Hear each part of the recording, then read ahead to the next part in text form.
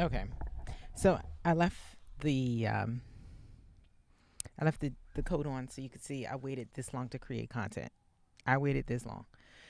Um, it's fall, and I would have started winter trying to get ready to present and talk about the work that I've been working on and um, try to really get my language down about what this is that I'm doing and share out the byproducts so that people can try them, so that teachers can consider being hosts of pilot programs in their classrooms. So,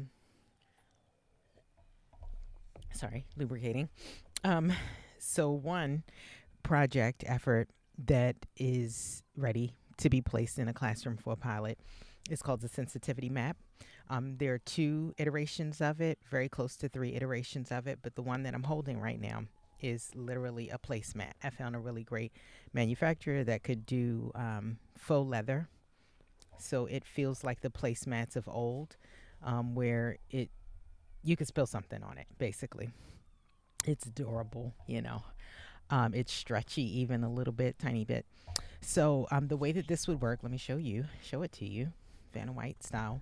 The way this would work is you would sit with a student who you know, or child, or your child, or yourself, your inner child, who you know is dealing with feeling sensitive to their environment, sensitive to stimuli, sensitive to what's going on with them. And you would have them spend time talking about the different moods here. They might pick one and say, that's me, or they might talk about all of them. You might talk about all of them with them so that they can choose one that best represents where they're resonating.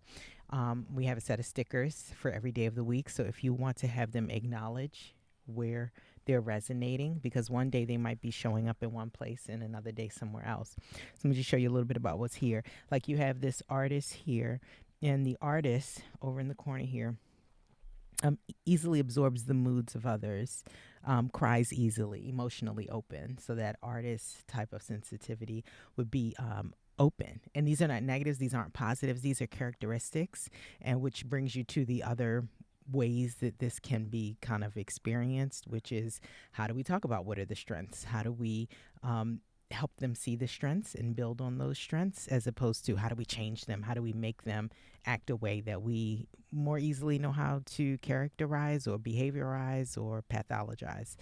You have the kid here, which I was playing with the sticker. It says Friday. This is actually a sticker that would come off. You could reset at the beginning of the week. Withdraws under pressure, freezes, zones out. I relate to that one. And this kid's kind of hiding behind the plant here. And the one up here, survival instincts, possibly interrupts you while you're talking, clingy, bossy, or primed. And that's the personality as well that shows up.